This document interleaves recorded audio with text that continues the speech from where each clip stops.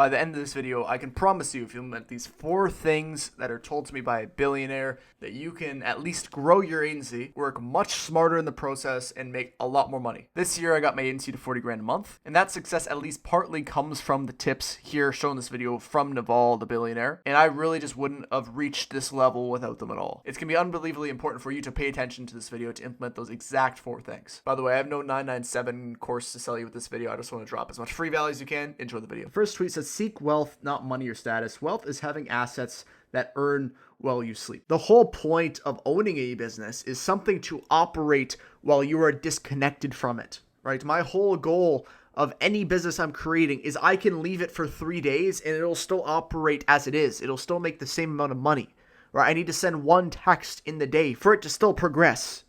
So you have to realize that you have to have things that earn in your sleep. So my definition of wealth is much more businesses and assets that can earn while you sleep.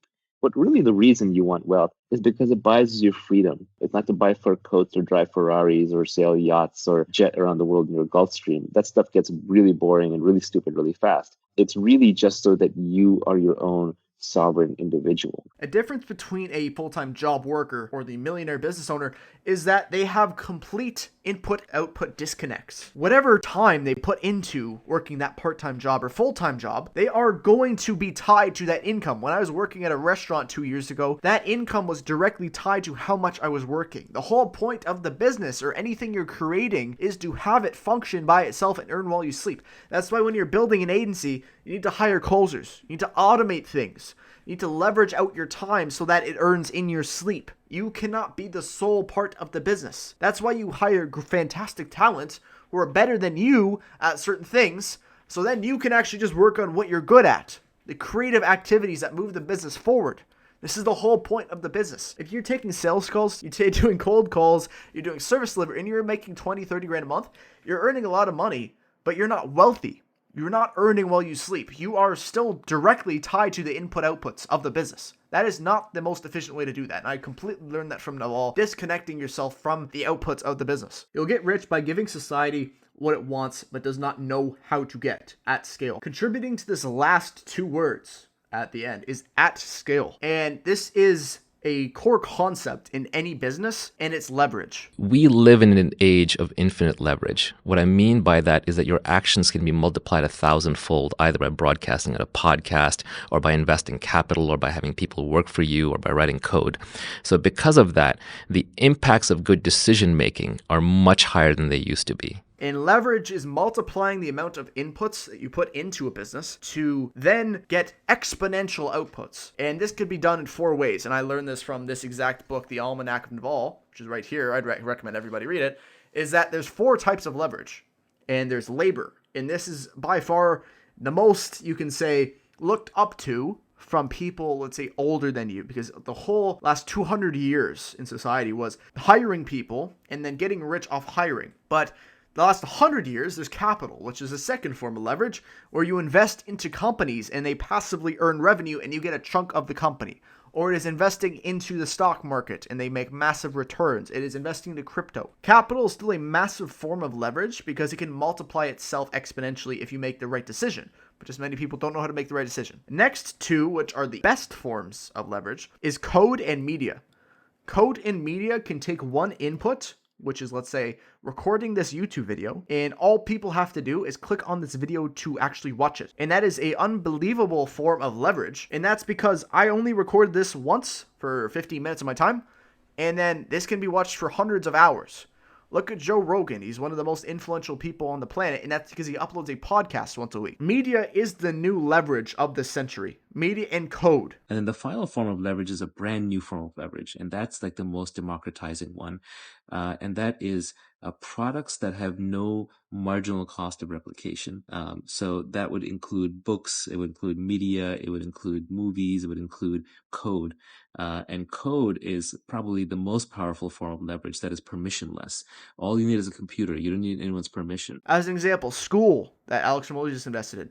You can make a school group and you don't have to run the damn program. Everything is done for you. You can have infinite amount of people join your group and still have it running perfectly.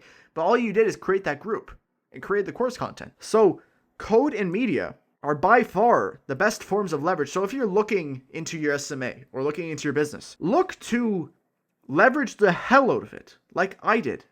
I automated nearly 95% of the things in my agency, and if I couldn't automate it, I had someone do it, which is labor. And obviously labor is a worse form of leverage because there's a lot of skill that comes with leading people. There's a lot of skills that come with managing people. It is a hassle to communicate with the team every day. If you like your team, that's perfect. But on the other hand, you don't need a team when you can do code or you can do media to handle those things. So you have to recognize where you can find the best points of leverage in your business and multiply the inputs you put into the system and then 10x it. And that's why he says at scale.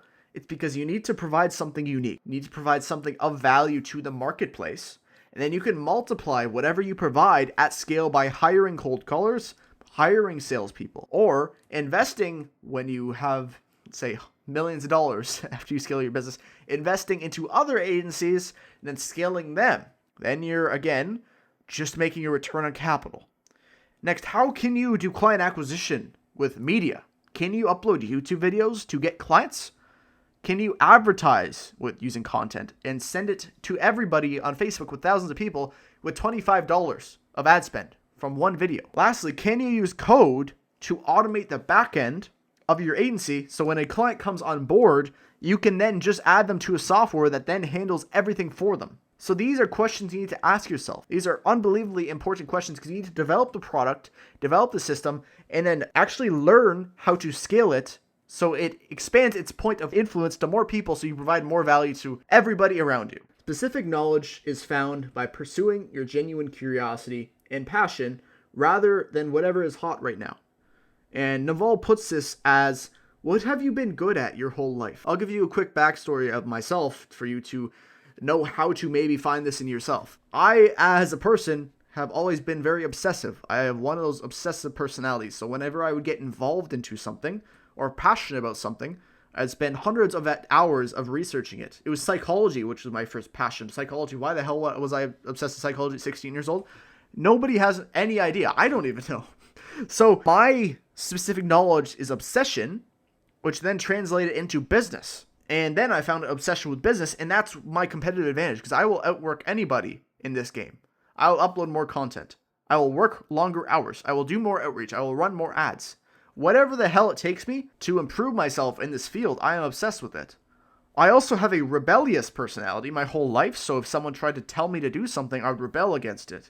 This makes me exceptional at business because nobody can control me. I'm a CEO. I tell everybody what to do. And you can say it's a negative personality trait, whatever. It helps me in business because I can create my own thing any day and run it. And I don't have to take orders from anybody. So I hated jobs because I was being told what to do. So this is specific knowledge and nobody can teach it to you. That is the whole point of specific knowledge. Nobody can teach you what you are naturally good at. It cannot be trained. If you can go to a university to learn a skill, that is not specific knowledge. It can be drawn out step by step. AI can probably replace it. So within your agency, what are you good at? I'm a creative person, so that's why as a CEO, I have a partner that is not as creative, manages the books, manages the things that I don't want to do, and I can focus on the creative things that drive the business forward. I'm a visionary with the business. I can create new ideas all the time. That's why I love making these videos, because I can create as many things as I want. It's a creative endeavor. Nobody can teach creativity. So that is my unique selling point with whatever business I'm in, is that I'm going to take it into directions that is unconventional and not usually the way it goes. So I'm constantly innovating. So find what you are naturally good at as a person and double down on it, because that is your edge over the competition. And then what you can do is outsource what you don't like doing as much and what you're not as good at. I am not amazing at sales. I have a basic grasp of sales, but I am very good at knowing the next 10 steps of my company. I am very good at controlling the people below me. These are just things I'm naturally good at somehow, and that's just ingrained into my DNA. Find what you are good at personally and double down on it and see how you can implement it in the business, because now we have an infinite amount of options with the internet. If you want to build a company based around psychology, you now have YouTube to create content about it and then sell let's say, a digital product for it. If you have an interest in growing gyms and you love going to gym, that's your specific knowledge. You've had good genetics your whole life. You can then help other gyms get their clients better results. There is an infinite amount of things that you can do now, and it's almost overwhelming for people. And this is why the internet is so amazing. There's not a better opportunity for you to go out and provide value and use your unique skill set to then further your career or your business or yourself as a CEO. Play long-term games with long-term people. So I'll give a transparent mistake that I made maybe 4 to 6 months ago. And that was I was offering a mentorship with 5 to 10 people.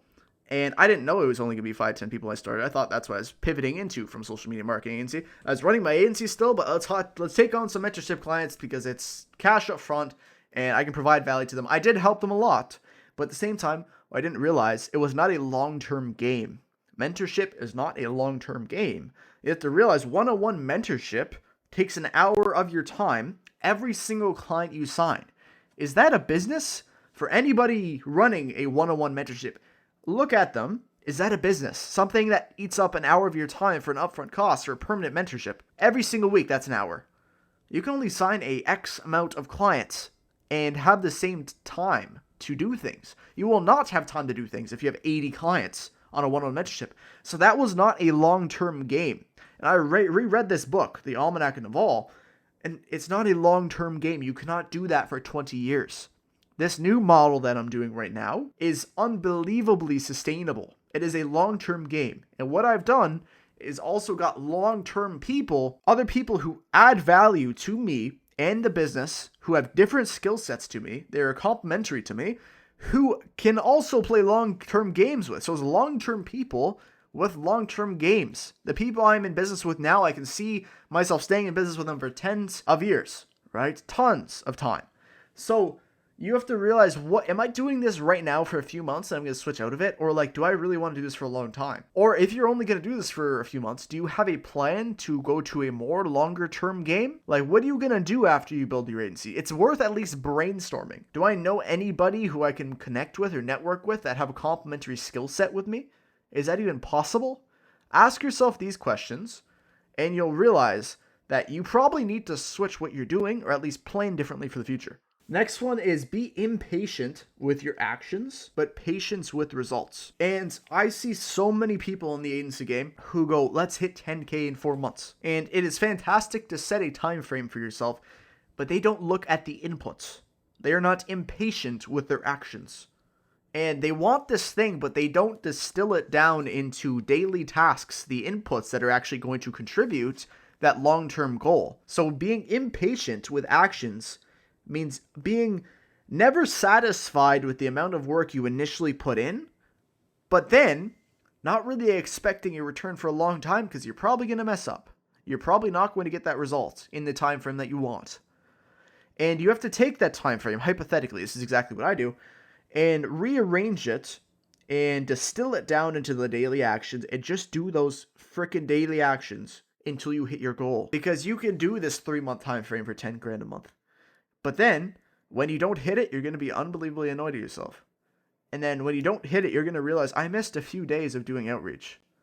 I missed a few days of my sales calls. I didn't book enough sales calls. So you weren't focused on the daily actions. You were focused on the goal. But you don't know that the daily actions contribute to the goal. So be impatient with your actions. Patient with your results because they might not happen in the time that you want. And that's the reality of it. You're going to make mistakes. You're going to have to iterate. You're going to change your plan. But you will get to your goal eventually if you put in the daily inputs. If you guys enjoyed this video, I love these insights from Naval. It helped me grow my business a lot and even had a big impact in my life. If you want to see more things like this, subscribe and like. I have a free group where I give lots of value on how to grow your agency completely for free. It's in the description. Check that out if you want. If not, all good. I'll see you guys later. Goodbye.